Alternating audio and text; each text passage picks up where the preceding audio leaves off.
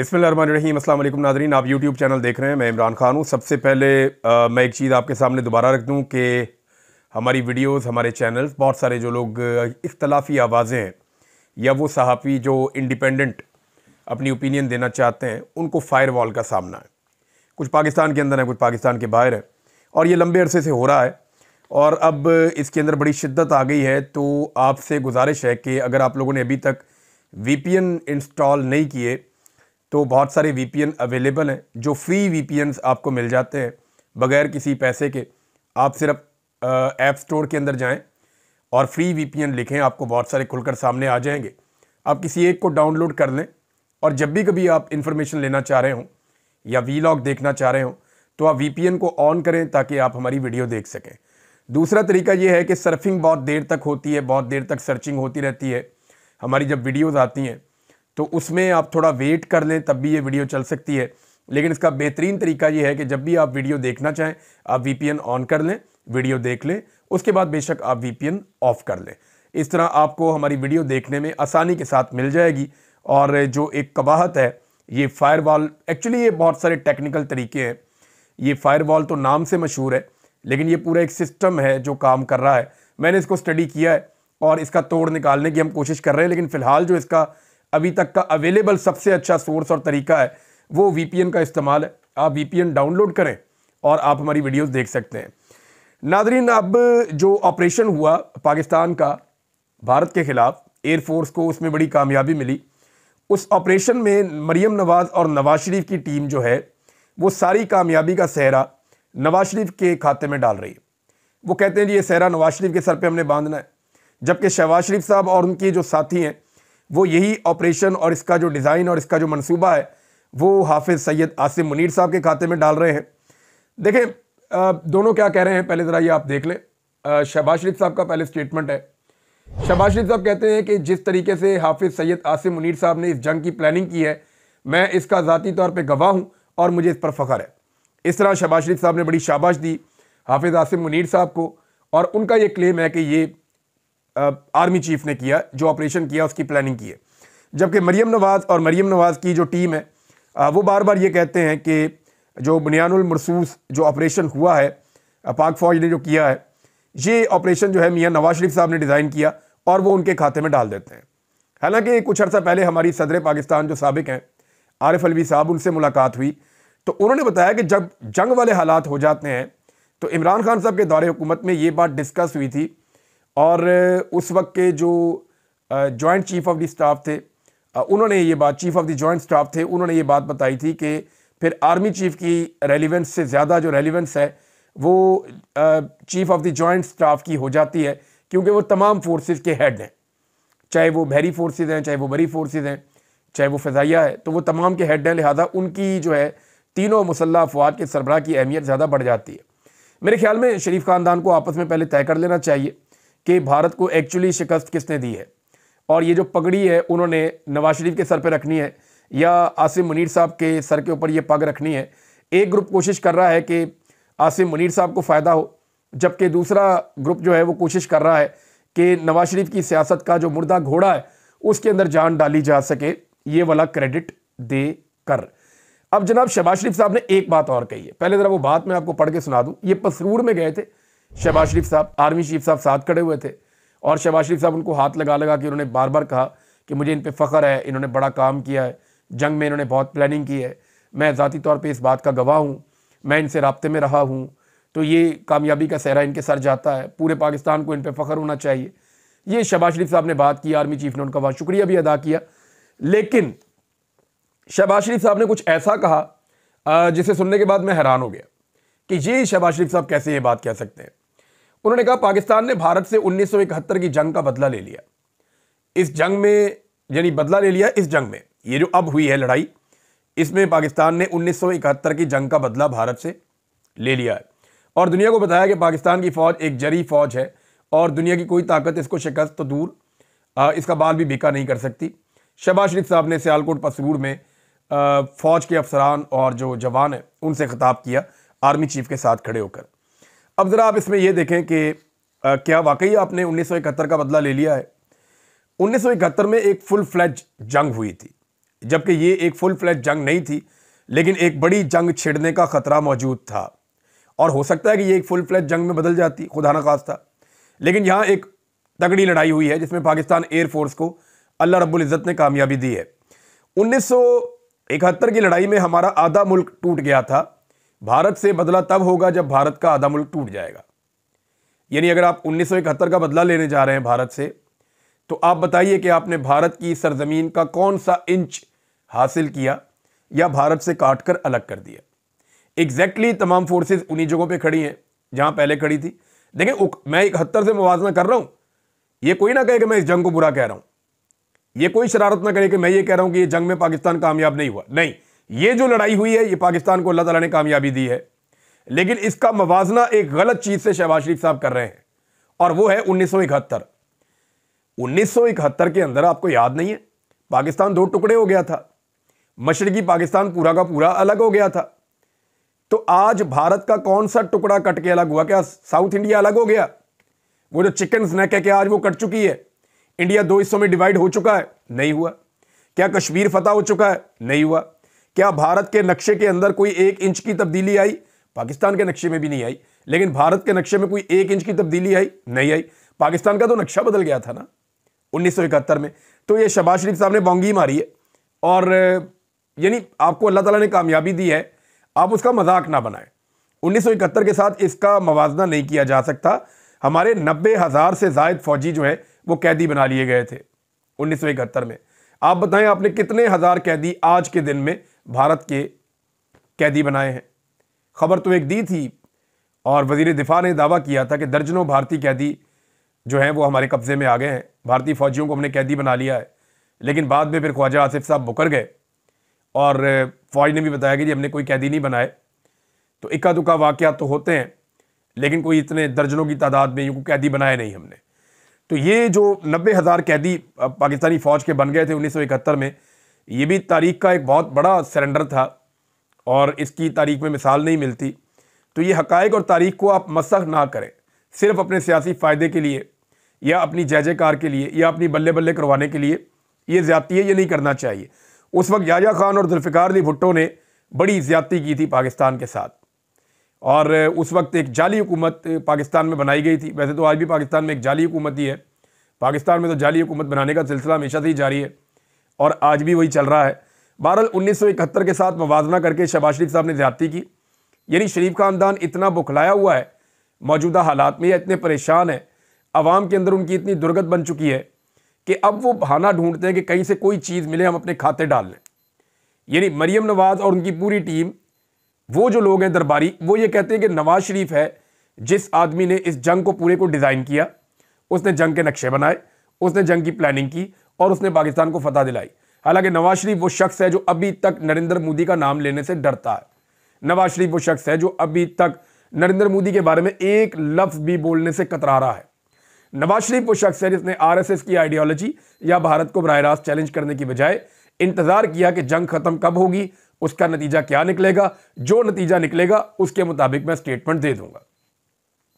यानी हम सारे तो बोल रहे थे, इमरान खान भी बोल रहा था, क्योंकि हम सबको यकीन था इस बात पे कि कुछ भी होगा हमने पाकिस्तान के साथ खड़े होना है। हार जीत तो लड़ाई का हिस्सा है, लेकिन हमें खड़े यहां पे होना पड़ेगा। लेकिन नवाज शरीफ साहब खामोश थे, चुप करके बैठे हुए थे, और वो इस बात का इंतजार कर रहे थे कि जिस तरह का नतीजा आएगा ना उस तरह का स्टेटमेंट मैं दूंगा। तो मियाँ साहब खामोश रहे, बोले ही नहीं। अब उनके खाते चीज़ें डाल रही, घबराया हुआ है शरीफ खानदान, पॉपुलैरिटी नहीं है ना, पब्लिक एक्सेप्ट कर नहीं रही, और एस्टेब्लिशमेंट के साथ कितना लंबा चल लेंगे। यानी कब तक किसी की गोद में बैठेंगे? जिसकी गोद में आप बैठे होते हैं वो थक जाता है। कब तक आप जूते पॉलिश कर लेंगे? जूते को हद से ज़्यादा पॉलिश करें तो जूता ख़राब भी हो जाता है। तो ये अब झूठ बोलते हैं। यानी कभी 1971 के साथ मिला दिया इसको। एक फैमिली आधी कह रही है जी नहीं ये आसिम मुनीर साहब ने किया, आधी फैमिली कह रही है नहीं ये नवाज शरीफ ने किया। आपस में डाल के फैसला कर लो किसने किया है। बल्कि एक और बोंगी, ये देखें मरीम नवाज ने क्या स्टेटमेंट दिया। ये स्टेटमेंट आपको मजीद हैरान कर देगा। ये स्टेटमेंट मरीम नवाज साहबा ने दिया, और उन्होंने दावा कर दिया कि जनाब ये जो JF-17 थंडर है ये नवाज शरीफ ने बनाया था। नवाज शरीफ एरोनॉटिकल इंजीनियर है, नवाज शरीफ ने बनाया था। यानी नवाज शरीफ ने यह जहाज बनाया था, और इसी जहाज ने राफेल तैयारे को गिराया। एक तो पढ़े लिखे नहीं है, ऊपर से कोशिश भी नहीं करते। तमाम अखबारात में, तमाम जो वॉर डॉक्यूमेंट्स हैं उनके अंदर ये बात बार बार लिखी जा चुकी है। इनकी तवज्जो ही नहीं है ना। इंडिया का राफेल गिरा है, लगता है इंडिया के साथ साथ इनका भी दिमाग खराब हो गया है। भाई राफेल गिरा है, हर जगह पे ये लिखा है, हर जगह पे ये बताया गया है कि उसको गिराया है J-10C ने। ये चाइना का बनाया हुआ जहाज है, बड़ा शानदार जहाज है। JF-17 थंडर हमने चाइना के साथ मिलकर बनाया, वो भी बहुत अच्छा जहाज है। लेकिन राफेल को इस लड़ाई में जो गिराया और जो पाकिस्तान ने क्लेम किया, जिसके ऊपर चाइना दिन रात भंगड़े डाल रहा है और चाइना से एक के बाद एक मीम बन के आ रही है। चाइनीज इसको जितना एंजॉय कर रहे हैं उतना तो कोई भी एंजॉय नहीं कर रहा है इस लड़ाई को। शायद पाकिस्तानियों से ज़्यादा उन्होंने मीम्स बना दी हैं और भारतीयों के सीने पे मूंग दल रहे हैं, ये चाइनीज कर रहे हैं। बहरहाल मरियम नवाज ने कह दिया तो कह दिया जी, वो तो कुछ भी कह सकती हैं और उनके कहने से क्या फ़र्क पड़ता है। मरियम नवाज ने कहा जी JF-17 थंडर नवाज शरीफ ने बनाया था और JF-17 थंडर ने राफेल को गिरा दिया। और ये राफेल वो तैयारा है जो कोई भी नहीं गिरा सकता था। ये तो कभी किसी ने नहीं कहा कि कोई भी नहीं गिरा सकता था, दुनिया का हर तैयारा गिर सकता है। हाँ ये ज़रूर है कि इससे पहले ये तैयारा कहीं तबाह नहीं हुआ था या पहले गिरा नहीं था, क्योंकि इससे पहले इसने कोई बड़ी जंगें लड़ी नहीं थी। लेकिन राफेल नेटो का तैयारा है, तगड़ा तैयारा है, ये हम आपको बार बार बताते रहे हैं और एक अच्छा तैयारा है। लेकिन उसके मुकाबले का J-10C एक चाइना का तैयारा है जिसने राफेल को गिराया है बियॉन्ड विजुअल रेंज। बहुत दूर उसको BBM टेक्नोलॉजी से PL-15 मिसाइल से मारा और उसको गिराया है। जबकि HQ-9 जो एयर डिफेंस सिस्टम है उसने भी इसमें काम किया है। अब मामला यह है कि JF-17 थंडर तो डाल दिया नवाज शरीफ के खाते में कि नवाज शरीफ साहब जो हैं वो इंजीनियर हैं, उन्होंने ये बनाया। हालांकि ऐसा कुछ नहीं हुआ। ये तैयारा कैसे बना, क्या हुआ, ये सारी कहानी जो है ये तब शुरू हुई जब पाकिस्तान को अमेरिका से प्रॉब्लम पेश आ गई। पाकिस्तान F-16 के पुर्जे लेना चाहता था और अमेरिका उसके अंदर जो है वो रुकावट डाल रहा था, तो पाकिस्तान की परेशानी बढ़ती गई। फिर पाकिस्तान ने चाइना से रब्ता किया। परवेज़ मुशर्रफ के दौर में बहुत तेज़ी से इस पर काम हुआ और मैंने खुद जाकर कामरा में वो जगह देखी जहाँ पे JF-17 थंडर बन रहे थे और कमाल प्रोडक्शन वहाँ पे हो रही थी। चाइनीज भी मौजूद थे, पाकिस्तानी भी मौजूद थे, तो मैंने वहाँ पे इसकी प्रोडक्शन होते हुए देखी। फिर जब शुरू में इसको उड़ाया गया तब भी मैं वहाँ गया था। ये जो शुरू में उड़ाया गया तब भी शायद गालिबन पीपल्स पार्टी का दौर था, उसके बाद फिर PMLN का दौर आया, तो PTI के दौर में पहली मरतबा इसको इस्तेमाल किया था और इसके ज़रिए से तैयारे गिराए गए थे भारत के। ये JF-17 थंडर ने 2019 में गिराए थे। उस वक्त जब इंडिया ने फैसला किया कि वो राफेल तैयारे लेने जाएगा, तब इमरान खान साहब ने फौरी तौर पे राफेल की टक्कर का तैयारा लेने का फैसला किया। इमरान खान साहब मगरिब के ऊपर भरोसा कर नहीं सकते थे और चाइना के साथ हमें चलना पड़ना था। तो चाइना के पास J-10C नाम का एक तैयारा था जो बड़ा शानदार तैयारा था और ये राफेल की टक्कर का तैयारा था। इमरान खान साहब ने चाइना से बात की, उनके साथ दिफाई मुआहदा किया और ये तैयारे 10 महीने के अंदर अंदर इमरान खान साहब पाकिस्तान लेकर आए। जब नरेंद्र मोदी राफेल इंडिया में पहुंचा रहा था उस वक्त इमरान खान J-10C पाकिस्तान में पहुंचा रहा था। इमरान खान साहब की इस तैयारे में बैठे हुए एक फ़ोटो भी है और इमरान खान साहब ने चाइना का शुक्रिया भी अदा किया था कि 10 महीने के कम तरीन वक्त में आपने हमें ये तैयारे फराहम किए हैं, आपका बहुत शुक्रिया। तो ये हर चीज़ नवाज शरीफ के खाते में डालना चाहते हैं। लगता है बावले हो गए हैं और इनका बस नहीं चल रहा कि हर चीज़ ही नवाज शरीफ साहब के खाते में डाल के नवाज शरीफ साहब को महात्मा साबित कर दें। लेकिन ये होना नहीं है, क्योंकि यहाँ पे आजकल हर चीज़ सोशल मीडिया पे रिकॉर्ड हो जाती है और हर चीज़ रिकॉर्ड का हिस्सा बन जाती है। इमरान खान साहब की एक एक खबर वहाँ पे मौजूद है। आपने इमरान खान को जेल में ज़रूर डाला हुआ है, वो दिखाई भी नहीं देता, वो सुनाई भी नहीं देता, आप उसकी आवाज़ भी नहीं सुन सकते, आपको उसे देखे हुए भी तकरीबन 2 साल का अरसा हो गया है। लेकिन इसके बावजूद वही इमरान खान इतना ज़्यादा रिकॉर्ड के ऊपर रहा और उसकी खबरें इतनी ज़्यादा इंटरनेशनल और नेशनल मीडिया में है कि आप गूगल करके कोई भी चीज़ निकाल लें तो J-10C इमरान खान साहब लाए थे जिसने राफेल को गिराया है। तो ये एक और झूठ इनका पकड़ा गया। नाज़रीन, जो कांग्रेस है उसने नरेंद्र मोदी को तकरीबन पागल कर दिया। वो ताने मार मार के इंडियन नेशनल कांग्रेस ने वो कह रहे जी पाकिस्तान के सामने घुटने क्यों टेके। वो सवालात भी बहुत अजीब अजीब पूछ रहे हैं। चंद सवालात मैं आपके सामने रखता हूं, आप ये देखें। वो कह रहे हैं जी पाकिस्तान के हाथों जंग में जिल्लत में शिकस्त और फिर जंग बंदी के लिए अमेरिका से जो राब्ता किया वो नरेंद्र मोदी ने किया।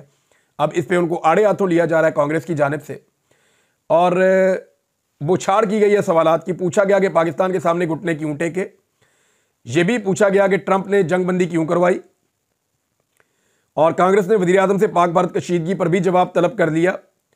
और दूसरी जानिब भारत के दिफाई माहिर सुशांत सिंह ने मोदी के अमेरिका के दबाव में आने को इंतहाई शर्मनाक और भारतीय खारजा पॉलिसी के लिए बड़ा धचका करार दिया। अब वो ये कह रहे हैं, बुज़दिली के ताने दिए जा रहे हैं नरेंद्र मोदी को, और करप्शन के इल्ज़ामात भी नरेंद्र मोदी पे लग रहे हैं कि ये जो राफेल की डील है इसके अंदर करप्शन है। इससे पहले आपको याद है ना, कंप्रोमाइज्ड भी करार दिया जा रहा है मोदी को। लेकिन आपको याद है, पहले मैंने आपको खबर दी थी, ये 2019 का एक मैं निकाल कर लाया था क्लिप, जो मैंने आपको सुनवाया था अपने पिछले वीलॉग में।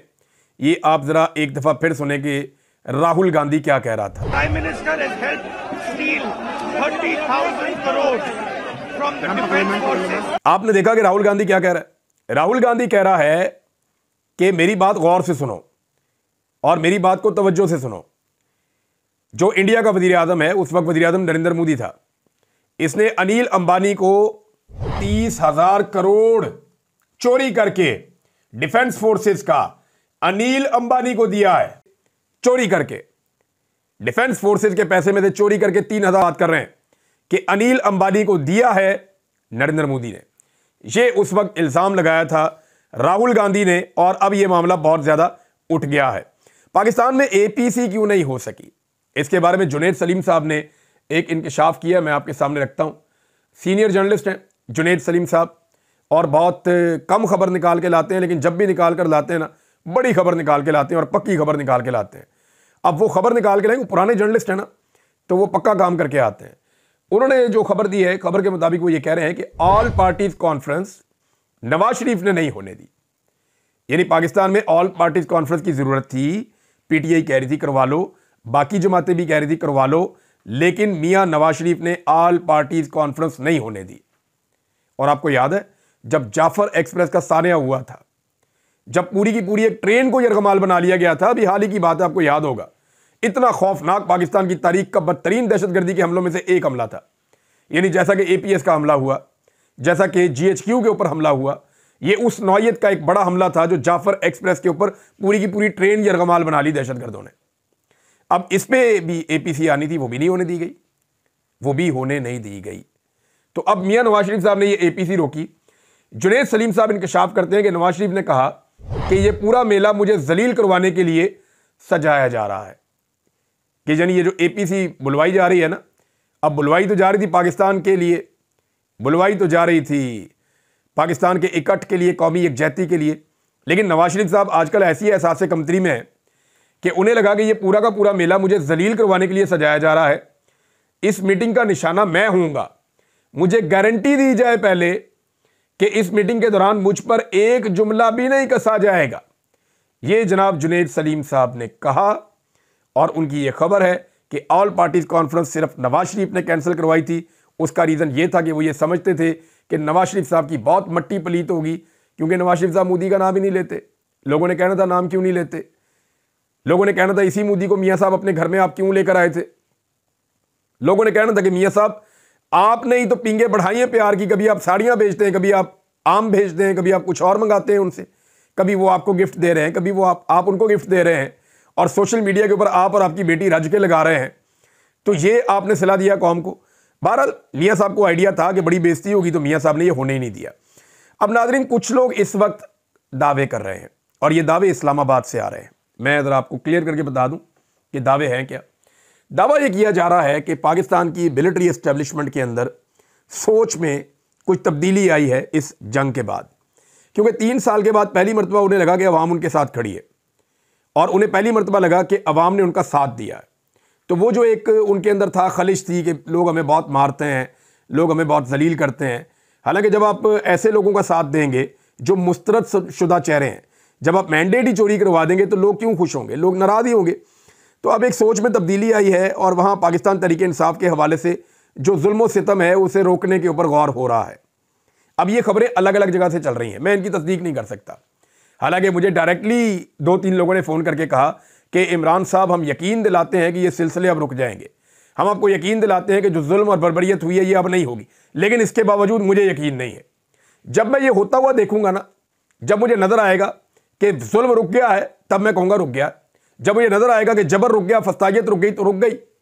मैं खुद से क्लेम नहीं कर सकता, क्योंकि मैंने बार बार धोखा खाया, और इस पाकिस्तान ने भी बार बार धोखा खाया। बार बार ये दावे किए गए कि पॉलिसी बदल गई, और पॉलिसी नहीं बदली। और मुझे तो एक रात पहले कोई और कहानी सुनाई, अगले दिन मैं गिरफ्तार हो गया। मेरे साथ तो ये भी होता रहा कि जनाब पॉलिसी बदल गई है, अब कोई जुल्म और बर्बरियत नहीं होगी, सुबह मुझे उठा के ले गए पुलिस वाले। तो ये इसलिए मैं भरोसा नहीं कर सकता, मैं इंतजार करूंगा जब चीजें तब्दील होंगी तो खुद ही नजर आ जाएंगी। फिलहाल इमरान खान साहब से उनकी बहनों की मुलाकात हुई है, आज के दिन में फिर अली अमीन गंडापुर ने और कुछ और लोगों ने मिलने के लिए जाना है, फिरदौस शमीम नकवी साहब भी हैं, कुछ लोग और भी हैं, तो इनकी तरह मुलाकात हो जाए और फिर आहिस्ता आहिस्ता जब चीजें नॉर्मलाइज हों, अदालतों से इंसाफ मिलना शुरू हो, तो फिर मैं ये समझूंगा कि अब चीजें बेहतरी की तरफ जा रही हैं, वरना फिर मैं नहीं समझता। अच्छा, जैसे ही ये खबर आ रही है, ये रिपोर्ट हो रही है, मुस्लिम लीग नून की बेचैनी और परेशानी बढ़ती जा रही है। अब इस सूरत हाल में वो दो चीजें बहुत तेजी से कर रहे हैं। नंबर एक, उन्होंने बूट पॉलिश की रफ्तार में इजाफा कर दिया, धड़ाधड़ तेज बूट पॉलिश, ताकि जो है वो फौज की गोद उनको ज्यादा देर तक मुयसर रहे। नंबर दो, पाकिस्तान और तहरीक इंसाफ और फौज के दरमियान लड़ाई भड़काने की कोशिशें कर रहे हैं। अब 9 मई को उठाएंगे, ये उठा वो उठा, ये कर, कुछ ऐसे बयानात दे, कुछ ऐसी चीजें कर जिसके नतीजे में पाकिस्तान तहरीक इंसाफ के लोग फौज के बारे में या इदारों के बारे में कुछ कहें तो उसको प्रमोट किया जाए, उसकी पब्लिसिटी की जाए। तो यहां पाकिस्तान तहरीक इंसाफ को भी थोड़ा मोहतात होना पड़ेगा, क्योंकि पीएमएलएन कभी नहीं चाहेगी कि फौज के साथ उनके ताल्लुकात नॉर्मलाइज हों और फौज अपनी आईनी हुदूद में वापस जाए। देखिए, अगर फौज अपनी आईनी हुदूद में वापस जाएगी तो पीएमएलएन की मंजी ठुक जाएगी। वजह यह है कि इनको अब वो फौज सूट ही नहीं करती जो आईनी हुदूद में हो। फौज अगर आईनी हुदूद में गई तो इनको इलेक्शन कौन जितवाएगा? इनका तो बेड़ा ही गर्क हुआ पड़ा है, पब्लिक इनकी शक्ल नहीं देखना चाहती। इन्होंने किसान का वो हाल कर दिया कि आप सोच नहीं सकते। किसान का कम से कम खर्चा 3200 रुपया फी मन हुआ है और उसको 2200 रुपया फी मन ज्यादा से ज्यादा मिल रहा है। 1000 रुपया कम से कम नुकसान है फी मन के ऊपर। अब आप अंदाजा करें कि किसान बेचारा कहां खड़ा है। हर शोबे में इन्होंने तबाही फेर दी है, लोग तो इनकी शक्ल नहीं देखना चाहते। तो अब ये चाहते हैं कि जितनी देर लड़ाई चल जाए एस्टेब्लिशमेंट की, फौज की, पीटीआई के साथ, उतना इनका फायदा है। नादरीन, एक आखिरी बड़ी खबर यह है कि सऊदी अरब से, अमेरिका और सऊदी अरब के जो ताल्लुकात हैं वो तारीखी बुलंदियां छू रहे हैं। सऊदी अरब एक हवाले से और भी, डोनाल्ड ट्रंप ने बहुत तारीफ की है मोहम्मद बिन सलमान की और उनके बारे में कहा कि वो एक अजीम शख्सियत हैं। सऊदी अरब खित्ते में तनाज़ात के हवाले से अहमियत इख्तियार करता चला जा रहा है। ये आप बात याद रखें कि इन्होंने ईरान से भी मुलाकातें की हैं, सऊदी अरब की लीडरशिप ने। इन्होंने शाम पर जो पाबंदियां लगी हैं उनको भी उठवाया अमेरिका से कहकर। यूक्रेन के साथ जो अमेरिका का मामला था उसमें भी इन्होंने सालसी का किरदार अदा किया है। पाकिस्तान और इंडिया के मामले में भी ये बीच में आए थे। तो सऊदी अरब का रोल बड़ा होता चला जा रहा है, लेकिन उम्मीद सबको ये है कि अगर रोल बड़ा होना है तो गजा के बारे में, फ़लस्तीन के बारे में कोई पायदार हल निकालें। और अगर ये हो सकता है तो इसी दौर में हो सकता है। सब लोग मिलकर साथ दें और मिलकर बात करें, डोनाल्ड ट्रंप को आगे लगाएं, क्योंकि डोनाल्ड ट्रंप एक ऐसी शख्सियत है जिससे आप ये करवा भी सकते हैं अगर कोई अच्छा सोल्यूशन निकल आए तो। वरना इसने भी बाकी सदरों की तरह इसराइल का ही साथ देना है। लेकिन आप अगर करवाना चाहें तो अपने ताल्लुकात को इस्तेमाल करके फ़लस्तीनियों का भला करें।